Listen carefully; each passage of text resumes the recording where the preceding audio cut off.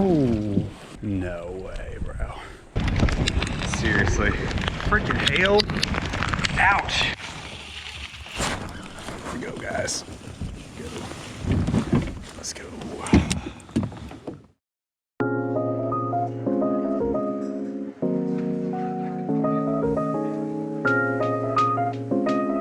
Ladies and gentlemen, welcome back to the channel. Today we are revisiting a lake that we went to a couple weekends ago, and the conditions are a little bit different. We still have overcast, we still have rain as you guys can see, but last time we were here, we were fishing cold, muddy water. And if you guys will recall, we actually caught a pretty good bass. Well, today things have changed. The water's more clear, and I believe I have a pretty good idea where these fish are gonna be at. Now, we have a lot of new subscribers in the last 30 days, and I just wanna say I appreciate each and every one of you all. If you all are new to the channel, my name is Aaron, and I like to go out here and educate you guys as much as possible to help make you guys better anglers. But with that being said, the goal today is 4 fish in 4 hours. I'm feeling strangely confident today for some reason, so let's get out there, guys, and let's see what we can do.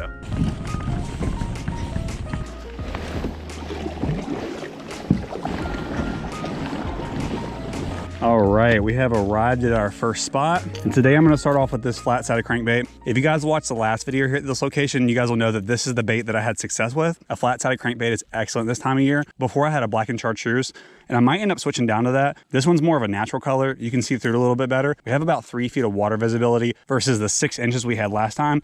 So I think clear is gonna work a little bit better. Today I'm really gonna be focused on power baits, so crankbaits and jerk baits. With this over type cast conditions, I just feel like moving baits are gonna work out well. But if we have trouble getting a bit on that, I'll switch over to something more finesse, like a finesse jig or a drop shot.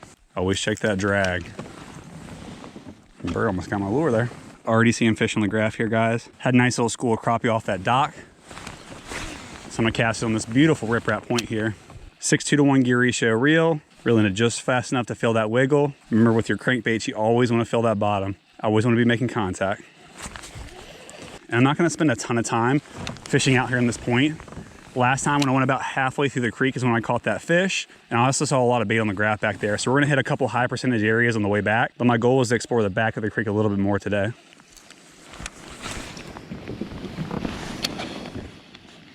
I'm gonna flip across here, and I'm really excited to hit this bank over here. It's one of the areas I've been thinking about since I came here the first time. Super high percentage area. We have a very steep drop on the way back into this creek where they're gonna likely spawn. So that's a very good area for them to stop and stage. I'm gonna throw a couple different things over there, and I feel like I have a really good chance of getting bit. Now this point over here is pretty flat, and then it drops off really steep. So I'm gonna sit in the deeper part of the water and cast up onto that and try to kind of bring it off that drop off. Gonna cast at a 45-degree angle. And when we work that crankbait in the wintertime, we want to work it just fast enough to feel that wiggle. If you bump into something, give it a pause. Woo. It's a good way to unwaterproof your pants. Tip for you guys, the slower you reel it, the deeper it's going to get. If you reel it really quick, it's not going to get as deep. So when you first cast it out there, you want to reel it nice and slow to get it down to depth, and then you can reel it a little bit faster as needed. This water still has a bit of color to it, so I have a little bit more translucent jerkbait tied on here, but I'm actually gonna switch this out for a white jerkbait, which is gonna be a little bit easier for those fish to see. So I'm gonna throw in the 6 cents provoke. Since you can't see through it and it's not translucent at all, that solid white is gonna be a lot easier for those fish to find in this stained water. And this is the bank I was telling you guys about over there. Perfect little secondary point. It drops off very quickly. This is exactly what I would look for this time of year when bass are getting ready to stage and then spawn.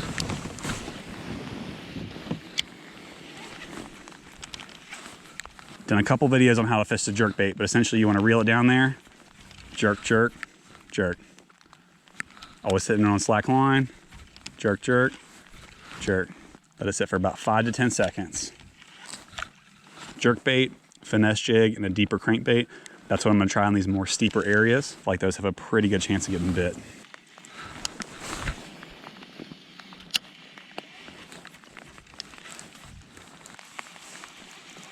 Try throwing this DT8 around just a little bit. Nice natural color. Again, you'll notice it's not translucent whatsoever. It's completely painted over so you can't see through it. That's gonna work better in this dark, dingy water. Check that drag. Throwing in plenty of pauses. Don't throw it up in the tree. At least it's not recommended.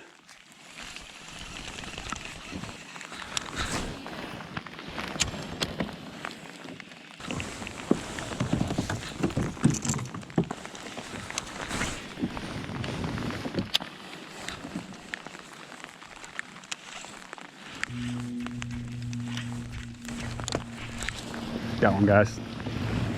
Got one. Holy shiznits. I don't think that was a fish. I think it was a log. So I'm gonna tell myself it was a log. But I'm pretty sure it was a log because it wasn't really fighting back, so. Cheesy peasy.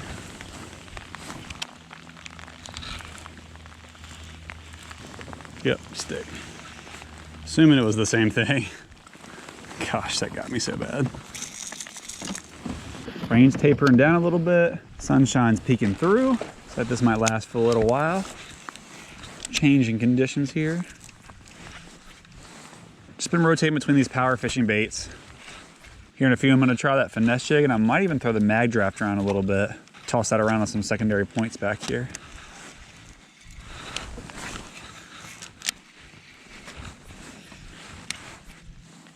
And a finesse jig is a bait that really excels in winter. I'm gonna take this finesse jig and throw it around these points a little bit. Something I can work around a little bit slower than those moving baits because they have not got it done today.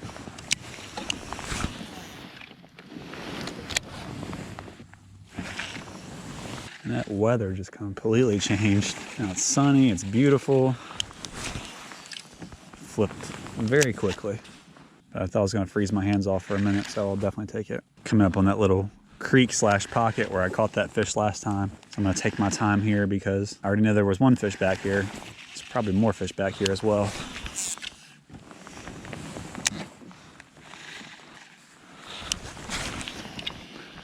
Crazy part is I'm only sitting in 5 feet of water right here, so I probably need to back off the bank a little bit more and try to find where that drop off is because they're most likely not gonna be hugging the bank.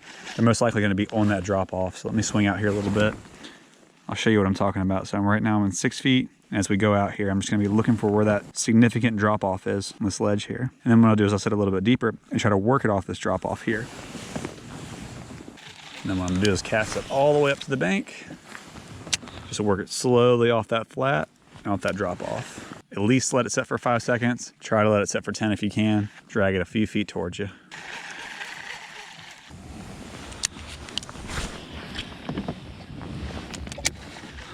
When you find a creek like this time of year, you definitely want to stay more towards the mouth. But there is potential something pushes back up here and tries to catch anything coming down the inflow there.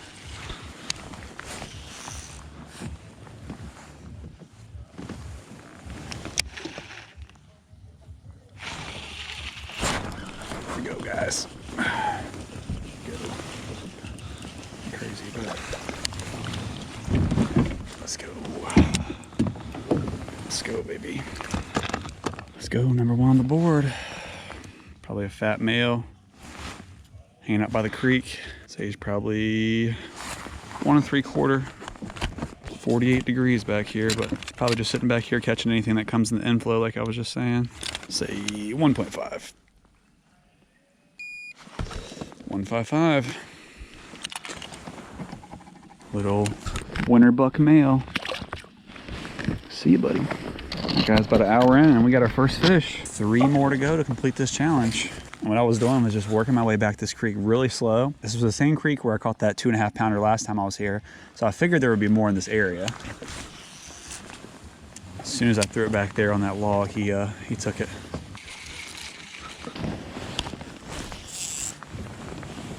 One bite on the finesse jig. Tells me I need to slow down a little bit. Still gonna mix some power fishing in there, but it's a good indication of what I need to be doing for the next couple hours. So to show you all the setup, I have a ball head finesse jig. I really like the 3/8 ounce weight. And then I have Gary Yamamoto double tail grubs. The double tail grubs put off a good bit of kick, which is gonna help it fall a little bit slower, but they don't seem to put off too much action to spook those bass off. A lot of times if you're using something with a crazy action in the winter, it's not gonna get bit as much because it doesn't seem very natural to those bass. Also gonna toss this swim bait around a little bit, so something a little bit bigger profile. Work this on bottom off these rocky points. The great thing about this lake is there is a ton of rocky secondary points. So with that, I'm just gonna cast that bad boy out there, let it sink all the bottom, and just slowly grind it on bottom. A lot of times those pre-spawn fish are looking for a big meal. You guys can see just a slow, steady turn of the reel handle. I can feel it bouncing off things nicely. Always wanna maintain that bottom contact. Color-wise, I feel like we blend in a little bit too much with the water. It's more of a translucent color, so I think I'll give this about 15-20 minutes, And then I'm gonna switch the flat-sided crankbait and the mag draft to a couple different colors that would probably work better in this watercolor. And this works very, very well on main lake points, secondary points, especially leading into spawning pockets this time of year. This bait is gonna be absolute money. And I believe I have this on a 1/2 ounce beast hook. That's a pretty good weight to be able to keep it down there. I'll show you guys what that looks like. I can't tell you the exact size of this. I think it's a 7/0. I really like a big clearance in this hook. So when a fish does bite down on here, we have plenty of hook sticking out. If you get a hook where you have less clearance down here, it's gonna be harder for that plastic to come down so that hook can get into the fish. I really wanna focus on that finesse jig. Only bad thing about a finesse jig, ball-headed jig, it doesn't come through cover like this as easily, so you have to be really slow and methodical when you fish it, but that's really not a bad thing in the winter anyway. For this, you'd want more of a flipping jig, or that Senko would also be a good bait I can toss around up in there. But since we already got bit on the ball head jig, I want to toss that around just a little bit more, see if we can get that, but a bigger one.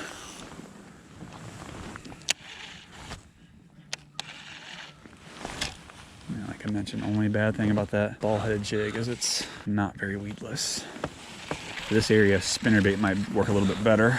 Something I can toss up in there in that junk and slowly work it back over. Something pretty weedless.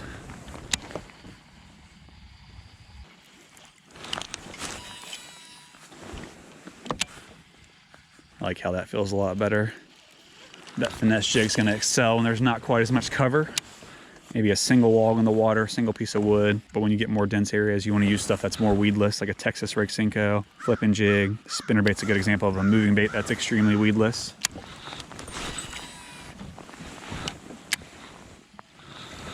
With the spinnerbait, I'm trying to work it down these banks as slow as possible.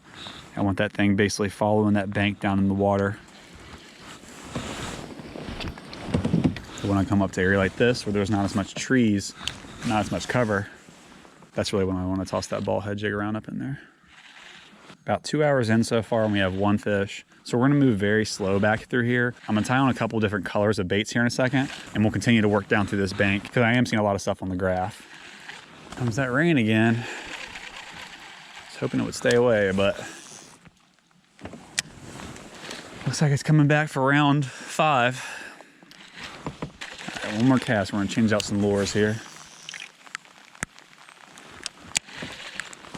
All right, I'm gonna put you guys away while I make some changes. Hopefully this rain stops in a couple minutes and bring you guys back out. So I'm gonna take off this more natural colored mag draft and I'm gonna put on this white mag draft instead. Now what I'm gonna do is I'm actually gonna put this mag draft back inside the casing here, and you guys will notice I actually have a different color in there. With these swim baits, they're pretty durable, so I don't like to waste them. I want to get as much use out of it as I possibly can, so I'm just going to pop that back in there and put it in my bag, and when I want to go back to that color, I have it there and I don't have to worry about using a brand new one. Now when you're rigging this bait up, I like to bite off the nose of the bait, and that's going to make that much easier to rig. And then all I'm going to do is I'm going to take that keeper, make sure it's nice and centered on the nose, start turning. If it comes off center, like it is right there, just take it out and just keep experimenting around until you get it as centered as possible, because that's gonna make a difference when it's fully rigged on there. I'm gonna spin it until it's on there pretty good, but I still have freedom on that hook. Take it, mark it with your thumb. I like to give it a little pull, essentially the very back of that little slot there. Bring it through. There we go. And then the last change I wanted to make is I want to throw back on this chartreuse and black color for the flat-sided crankbait. If the water has any sort of tinge to it, chartreuse and black works pretty well. I've actually seen this work in clear water too, so we're going to throw that on instead of the more natural color we have, because again, this water has a little tinge to it, and I think these fish are going to be able to find this easier than they are the natural color.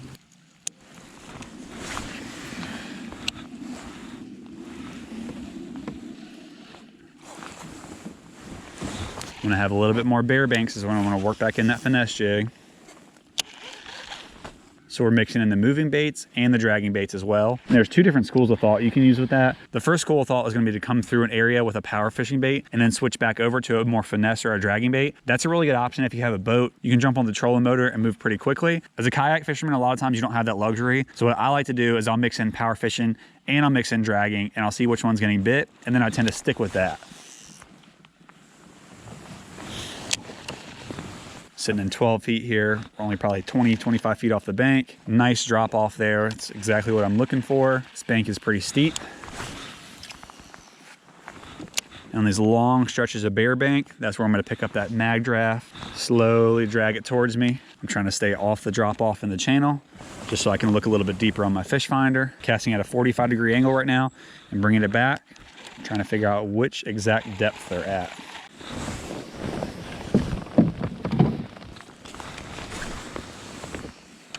Oh yeah.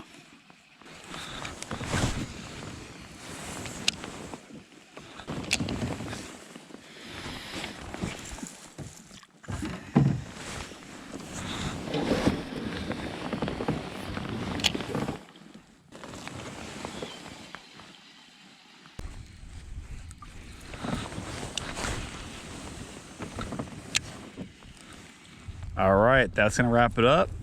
Let's head back to the ramp and talk about our day. Seriously, freaking hail. Ouch. All right, guys, on the way back to the, ouch. Boat ramp and it's hailing on me. Good times.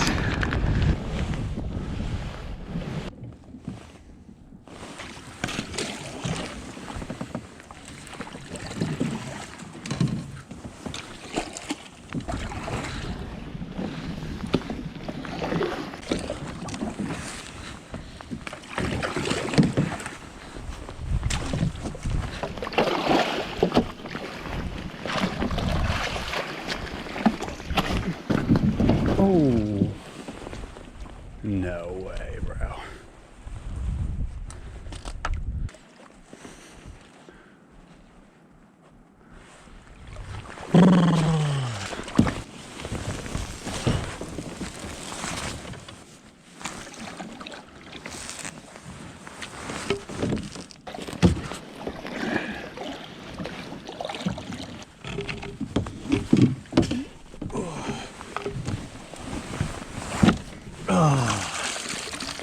Easy peasy. Oh, that would have been a nightmare. Whew. Thank you, Lord, that I found it. Oh, that would have been terrible.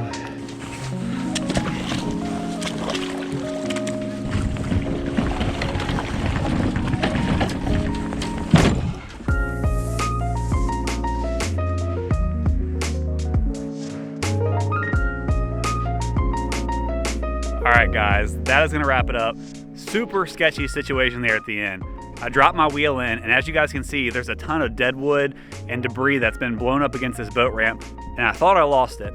And for you guys with heavy kayaks, you all know, if you don't have wheels, you're not fishing. So huge blessing that I was able to find that wheel. In terms of the fishing, it went pretty well, but there was definitely things I could have improved on today. I was extremely confident when the day first started. I thought I had a pretty good idea of where they were, and it actually turned out to be the case. We went to that same creek where we caught a fish last time we were here, and we ended up catching another fish in the very back of that creek. Other than that, it was kind of slow, but I think I know where I made the mistake at. I was power fishing pretty much all day long with the flat-sided crankbait and the mag draft. At no point in the day did I pick up any of my spinning rods, and that's where I think I made the mistake. I think about 30 to 45 minutes after catching that fish on the jig, I probably should have experimented around with a drop shot, a blade bait, or a Ned rig, and I might have had more success. Other than that, I think it was a pretty successful day. To those of you who are still here, I just want to say a special thank you to you all, and I also want to give a special thank you to my wife who allows me to come out here and do what I love and share it with you guys. But with that being said, so much more content to come. Stay tuned, and I cannot wait to see you guys on the next one.